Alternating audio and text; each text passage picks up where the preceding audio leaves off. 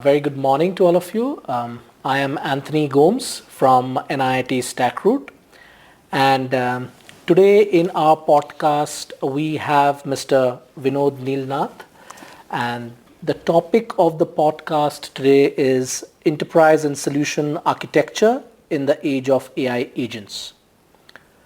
Before we move ahead, let me first give a very brief introduction.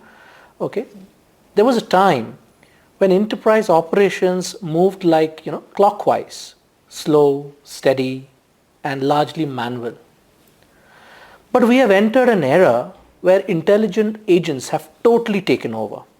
They assist, the architect outcomes. Welcome to the Digital Architect Conclave Podcast, where we dive into the minds shaping tomorrow's digital ecosystems. Today, as I said, we are joined by a pioneer in this very shift, Vinod Nilnath, General Manager and Chief Product Officer at UST SmartOps. With over 25 years of ITC in ICT, Vinod has helped Fortune 50 giants turn vision into value through AI, IoT, and automations. If you are an enterprise architect wondering how to stay ahead in this stage of agentic AI, this conversation is for you. Vinod, it's an honor to have you in this series. With your track record leading digital innovation at scale, especially in the AI automation space, we are excited to decode what the future holds like for digital architects. Thank you, Anthony. So let me, quickly ask for the benefit of all our audiences, looking back at your career, what we see, what would be your 2-3, takeaway points that you think have transformed your career, what you are today? Okay. First of all, glad to be in this podcast series, and thank you for inviting me into giving my thoughts and my experiences on this area. First, in my career, if I look back, the first kind of turning point or the experience thing which I had was my shift from R&D to transformation projects. So I was an R&D guy. Basically, I was in R&D of telecom. Okay. Like we were designing 3G and 4G way back in the end of 90s and the beginning of 2000s. Mm-hmm. So from R&D, from in the beginning of 2010s or something, I was pushed into transformation projects for tier 1 customers in the United States and all, where they were undergoing the digital transformation. So that push from a siloed R&D to sudden customer transformation project, where you really understand what is the end customer problems, what are the things happening in the system, was a real revelation. And even though it was very challenging, it was very enjoyable. So that was a shift which gave a lot of things. When I was going through the customer transformation, the second thing happened. Then I moved away from that and I started setting up innovation labs. So my experience was I was setting up the innovation lab in Santa Clara in US for my previous company. That actually was a totally different experience because then you started cooperating with university students, entrepreneurs, a different set of areas. You look at how we can invest on things which actually will get. So there, actually, I started my career on this edge compute, IoT. We started that way back in the 2010s and 15s, etc. How we can do that and all.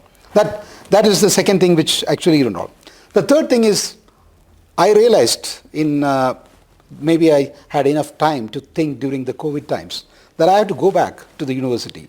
So actually, after my thing and all, I went back to the university to IIIT. To do my M.Tech in AI and data science. But it was difficult. So I think you are going back, and I was the eldest student. But among all the young minds of the people, all of them were in the 20s, and I am a person reaching the 50s. So that was an experience. But that learning actually gave me a lot of things, and taught that the academia and industry can't be different at all. I think the changes which we are having is true, and that actually led me partnering with different universities and leading that And actually, as we speak, I'm also doing my doctorate in one of the VIT. Oh, fantastic. So that was a third turning point. So these are the 2-3 areas which actually shaped me, because these random shift or changes actually started defining me. Okay. So otherwise I would have been a traditional R&D guy if these R&D things guy. would have done. Oh, fantastic, right? From R&D to transformation to innovation, again back to academia. If I'm able to stitch those, joints put together, that's what, the success story is, maybe. Yeah, that is what my story is. Yeah. Success and others come with that story. Yeah. Superb, fantastic. Now, just to move on, basis what you said about your past story, let's begin with something very tangible. Can you walk us through a real-world enterprise, deployment where, we are talking about multi-agent workflows and, delivering the significant impact? And what are the business challenges that you face on a regular basis when you go ahead and deploy multi-agent workflow? And how did the architecture enable the outcomes out here in this, if you can help us? Yeah, so I think I can take one example on a enterprise going through that journey towards multi-agent journey. So like this is again a tier 1 telecom operator, which we do. So they actually started the engagement with us in UST and all. That first demand was traditional operations. Traditional operations were a network ops. Network ops is monitor their actually the radio, their core network, etc. The monitoring started. So the architecture is simple. Actually, architecture is very heavily on the interfaces. You look at the interfaces, you have to look at that. You're collecting the alerts, you're predicting all. So that is the first step. Slowly, why we evolve is because like we have a human tendency of never being satisfied. So Correct. Once the monitoring was going on, you suddenly the chief operations officer became again kind of itchy, and she told like, how can we get to automate this more? How can we have lesser alarms, lesser alerts? So I think my people are all looking at alerts all the time. Correct. And all. There came the first step of rule-based automation. Okay. The rule-based automation was introduced in the system. As part of the rule-based automation, you got into that architecture where you need to create workflows, automate the workflows, etc. So you started creating clusters. You had a rule-based correlation, event-based, rule-based event correlation. All these things, when you were clustered, correlated everything, that rule-based automation led to operational efficiency by decreasing the alerts for the human beings, etc. Again, I told we are never satisfied. The second this thing came. Second wave came is that, okay, now we have set all these things, we have automated part and all, but how can I actually predict something? Correct. Something is coming onto the area and all. That was the first thing to what we call as intelligent automation. So intelligent automation, then your architecture again changed. You had an ML Ops, you had a data lake where you collected data, and with the data lake and with the ML Ops, you started getting the alerts, the pattern, etc., and started predicting how things can happen 28, 24 hours, 48 hours, even like 5 days before something can happen onto the network and all. That journey was looking at how to get the prediction and actually how to proactively take care of that itself. So you are proactively making sure that an incident doesn't happen with the prediction. So prediction and proactive action and all. So all these things were going in. In parallel, as we say, the shift happened because whatever I told till now is the operational efficiency. Correct. You're actually making operations more efficient all the way and all. So there was something happening in parallel because automation started as giving you value for your investments. That's you are trying to reduce your bottom line by automation. Absolutely. But what came in parallel was that the business started evolving. Business started saying that how can I get more out of this? Absolutely. So that is where something needs to be outcome driven. So your change scene. So that is the start of the agentic automation. So you are like when you design an agentic architecture, you're first focusing on the outcome. What is the outcome needed? What is the intent? of this area. So the architecture revolves around, you will have a meta agent. The agent actually takes care of these things to give the intent. The agent is not trying to help a human being. So the automation which I told was trying to help a human being.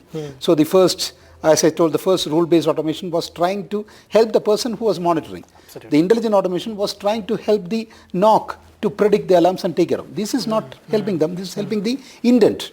So the agent actually started. So the architecture, then of course, that came because of the dawn of LLM, and we have the LLM. So then the architecture became, with the ML ops, how can you have the LLM ops? How can you have the guardrails along with that? As I said, the guardrails, this thing and all. How can you have better human AI collaboration? It is not just like helping the human, but the human and AI are collaborating to see how the intent or the outcome can come faster.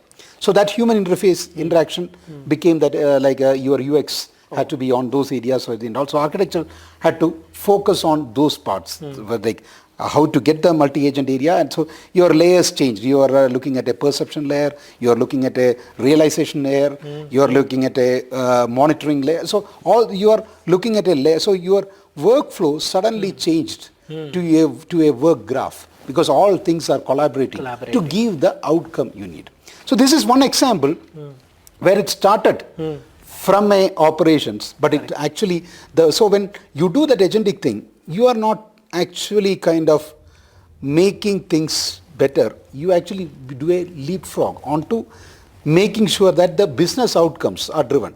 So I always say examples of, like now, for example, we have this ID card.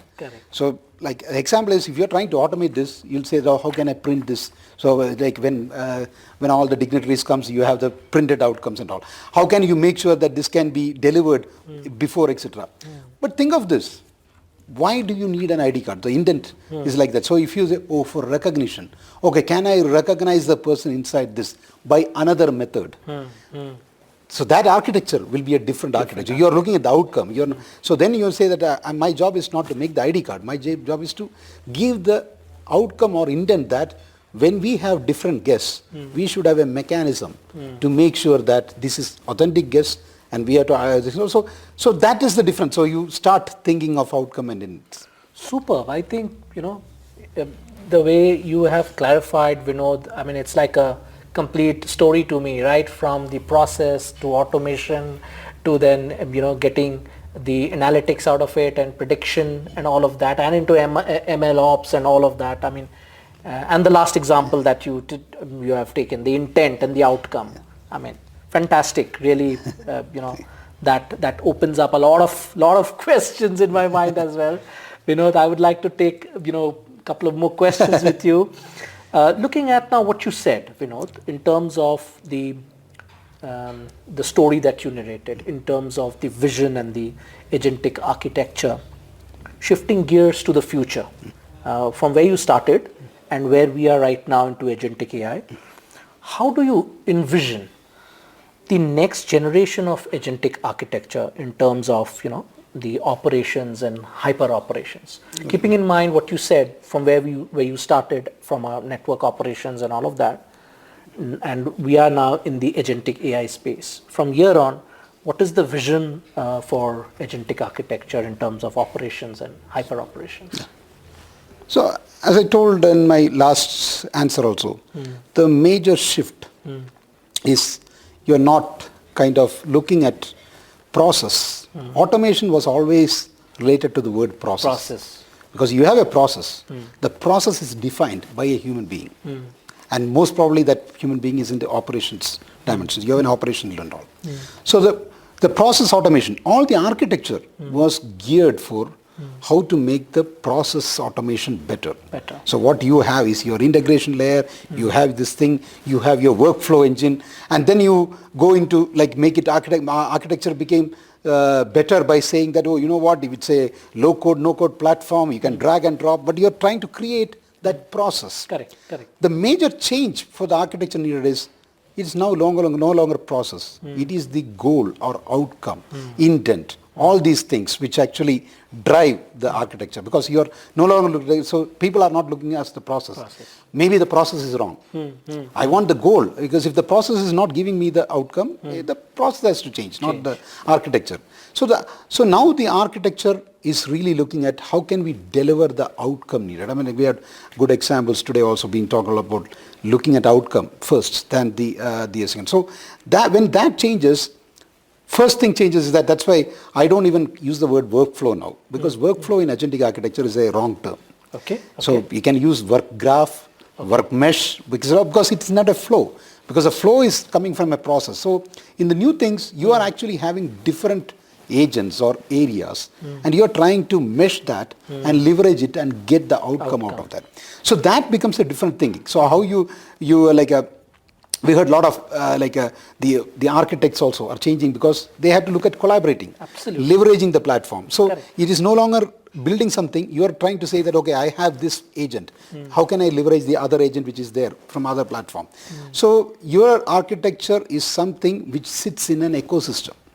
So you're not trying to replace anything. When you go into a ecosystem of an enterprise, you're not trying to replace anything. In the previous area, you were going to replace. You're saying that, oh, that system is not correct. My architecture is a better architecture. Why don't you replace with my? Now you're saying that, okay, I understand, but my architecture can coexist with what you have done. And I'm trying to leverage which you've already done to have a better outcome out of this. So that is a change in architecture. So architecture will be more like how to get these things, how actually you can make the, in the today's speech also we say, how to make things 10x with the existing things. So I'm not going to make it just efficient. We are going to have a 10x thing with the existing area. So that is the change. So when you have this outcome based, all these areas and all, the next thing which will come is that knowledge graph, knowledge base becomes a big thing in architecture. How are you leveraging the knowledge graph? How are you getting the knowledge base? That is next step which you want to do. The third step is, I told earlier, how is your ML/LLM Ops? How are you using predictive AI, generative AI for things which are needed? Because we don't want to have much of an AI washing. That means that we don't want to use AI where AI is not needed. Because I think now it's AI is super sold too much, where things are not needed.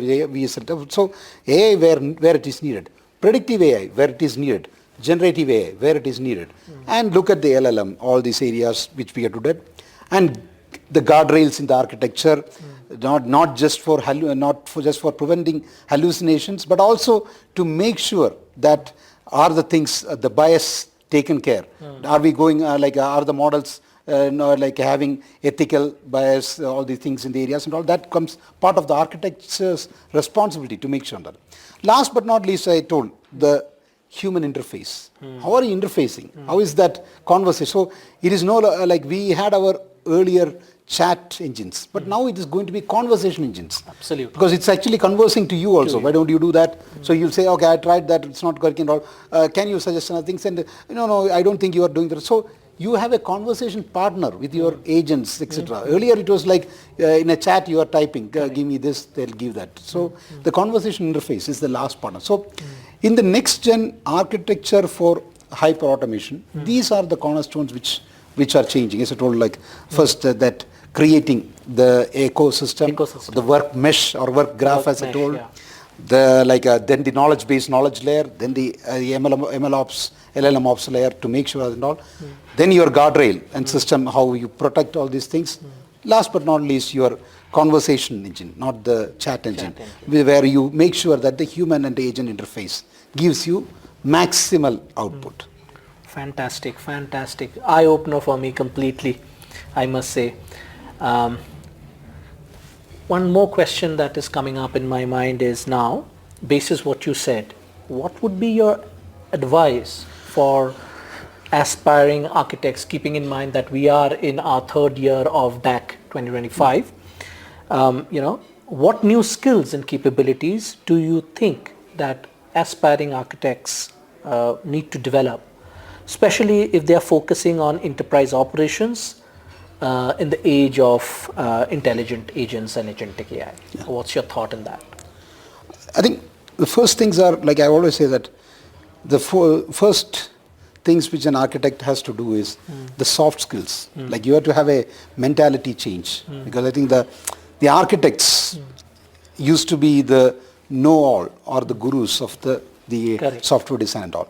So how do you have to have a eye-opener mentality change to, as we heard from one of the address today also, how do you become an orchestrator? Like a good example was that a music orchestrator. Earlier, the architect was not like that. Architect was a person who is dictating. This is the design. Okay, go and do it to the developer. So from that to become an orchestrator, a collaborator. They're saying that I'm doing this part. I want to leverage that.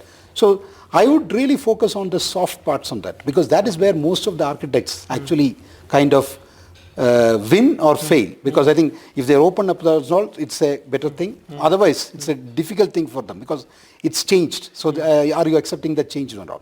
Second thing is, I told in my experience also, are you learning the new things? Because I think it's not like what got you there will not keep you there. Okay, you actually are a rock solid architect. That is good. But the new things have changed. Are you continuously learning to show, are you now AI literate? Are you data literate? All these things are all. How are you looking at the other systems happening? What are you looking at the trends? Because we had a good opening session today where the trends were. Are you with open eyes to the trends which are happening? So that's it. Then I'll come to the hard skills part also. Like these are I would say that if this thing is done, you are going to be successful. But the other things all coming with it. But if these things are not done, don't even look to the other, because you will not even reach there. You will have a problem before that itself. Okay. Then you are looking at your daily work. You are changing. Your interface suddenly changes. You are changing your interface from operations people to business people. And that's a big difference, because operations is like, people think it's difficult, but it's very easy. Actually, they might be people who look grim, but they are actually soft people. Business, it's the other way. They look very lovable people, but their things are very tough. So you need to handle business, to understand. So as I told, because you are no longer in the process automation, you're looking at the outcome automation. So what does the business need? How can we satisfy the business? How can we give more value? So in everything you are looking at value. What is the value I'm delivering with these areas and all? So you actually look at, the term which actually comes to your mind, earlier you'll say that, okay, my technical depth, my architect, this thing, how efficient I'm, right? Nothing. Whatever way that you have written the code, you don't care which language or something you have written. Is it delivering a value? So you heard about the UPI, other story and all. The value, if it is there, people will not ask the other questions. How is this thing and all, like that's not. So that part is rock solid now. Now you get into this thing and all. How are you scaling? Because now all the solutions, like when they interact with the platform, etc. and all, it's going to be 10x everywhere. Exactly. So how is the non-functionals taken care from the very beginning? Because earlier you will think that, okay, my platform or product is kind of for this part, it will attack this part. I know that it will only cater to this much. So you actually know from design. So tomorrow you are designing something, you don't even know what will be, how much will be used. So I'm sure that maybe even if some people had the dream, even the UPA example, they would have never thought that millions are going to immediately be. So, but the architecture, what then all? So that's a scaling part and all. So these are the 3, 4 things I wanted to stress. Actually, I would start with mentality, the change of this thing, education, then looking at the architecture from are you really focusing on the business? Are you delivering value rather than other part? Last but not least, is your architecture able to cope up with all these things that I did and all? Superb, mind-blowing, the points that you just mentioned, right from from the skills, the mindset, and the skill set, and all of that. But this, I'm curious now, basis what you just questioned me. Suppose you are a 25-year-old boy now today, and your aspiration is to become an architect, basis whatever is happening all around with Agentic AI, and as you said, that things are moving 10x, architecture is now in a level which is in a collaborative mode, trying to collaborate with other architectures. Now, if I'm supposed to ask, Vinod, to you that you are a 25-year-old boy who wants to jump into this career path for world of AI and platform architecture, how would you prepare? That is an easy question for me because I still feel that I'm 25 at heart in this thing, but maybe I might look a little older. I think so. So at my age now, as I feel, as 25, I'll focus in, if you look at, there are three areas. First, let me look at the academia because people will focus there. In academia area, I would focus more on the pure sciences. Okay. So like my math, my physics, because at some 30 years back, the focus would be like, okay, you go to engineering, you go to this thing. But I think the role, like at that time, the number of people, at least from my +2, who went to pure sciences stream versus who went to actually the engineering streams and all, is very different. Now actually you're looking at getting that, as like there was an example which was told in today's session also, the DeepSeek, when they employed 150 mathematicians, not computing at all. The second thing I would look is that people always ask this question of at that time when I was in engineering also, people ask, okay, are you interested in mechanical, physics and all? But that I still think that is enablers. But you should have a domain which you like.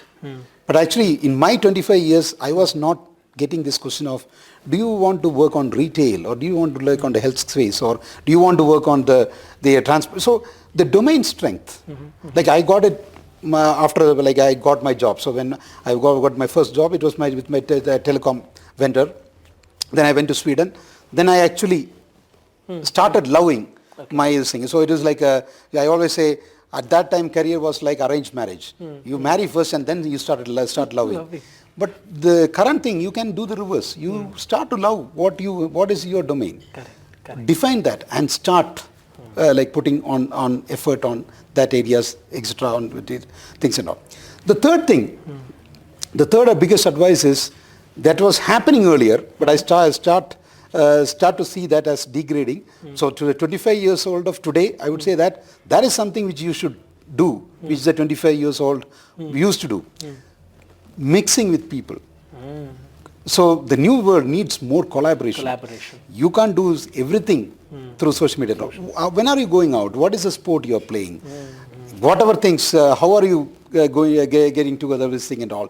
With yourself, because as I told, you as an architect or with any person, you are going to do anything alone. You will have to collaborate.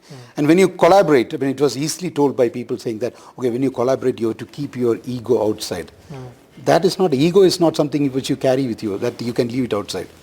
To leave ego outside, you have to have that practice of being with people and having shylessly saying that, oh, I was wrong, you were right. That is something which I feel that current 25 years old are missing with their tweets and all, how you collaborate largely and all. So these are 2-3 things which I will do, which as I told, I'm still 25, so I'm already doing that. Fantastic, Vinod, fantastic. Now with this, let me come to NIIT StackRoute. If you can help me, answer maybe any 2-3 ways that you think NIIT StackRoute has positively impacted your organization UST. Yeah, I think it has already impacted, but I would say that what I described, the impact is going to be much more because as I told, the education, continuous education, I told about me itself going and all. So what happens in a corporate, in our corporate also is that it's no longer that you have an expertise and do that. Second, it's no longer that you just take an online certification and all. So with the NIIT and StackRoute, the programs which we had clearly where we had physical participations, the boot camps, the on sessions, that is needed more and more because like there is no education is relevant forever. So I always tell my employees that, okay, you have one good news and one bad news when the freshers come in. Correct. So when a freshers come in, bad news is that those guys knew the latest things. So you will have to study that to compete with them, number one. Now the good news, whatever they have studied as the greatest things is going to be extinct in the next 1.5 years, 2 years because technology. So you have a chance to beat them in 2 years because that new thing they also will have to study. So it's a equal playground because it's not like earlier that somebody has come with something new and that new is not going to rule. So the partnership that we have with NIIT and StackRoute actually should be more transparent and seeing how with the trends, how we can have more boot camps, how we can have more sessions, like to educate people to get that so that the whole idea of academia industry that can be bridged by NIIT and StackRoute. Super. Thank you so much. That wants me to that allows me to move maybe to the last question is the current DAC 2025, Digital Architect 2025, what would be your key takeaway from this year's DAC? Yeah. So I think to be very honest, I actually was before coming itself what I was looking forward was the opening speech because I was very tightly on because when I saw the agenda and all. So I have not touched that because that was awesome. But what I really liked was that posters things. Because because the thought process is really refreshing because I think our team had a poster, but I think when we went on to the other posters and all, that actually what everyone is doing is really refreshing. So the first thing I told my team is that, do you know where all these posters are put in somewhere online or something? They told, okay, we'll find out. By the time, but I want a picture of every one of them. And then I started talking to this thing also.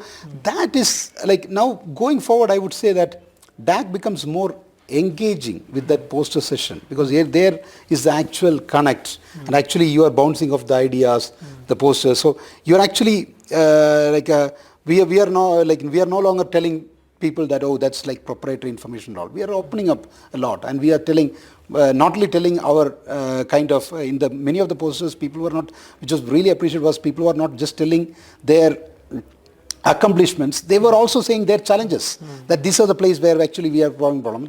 So that was, I would still say, along with the sessions, that was the number one thing for me which changed. Oh, fantastic, Vinod. And thank you so very much as you present your thoughts of how a 25-year-old would take up architecture or architect, inspiring them to become future architects as well, the future of agentic AI, and how you concluded showing us the roadmap for the future as well. Thank you so much, Vinod, for joining us here in the podcast. Really appreciate it. Thank you so much.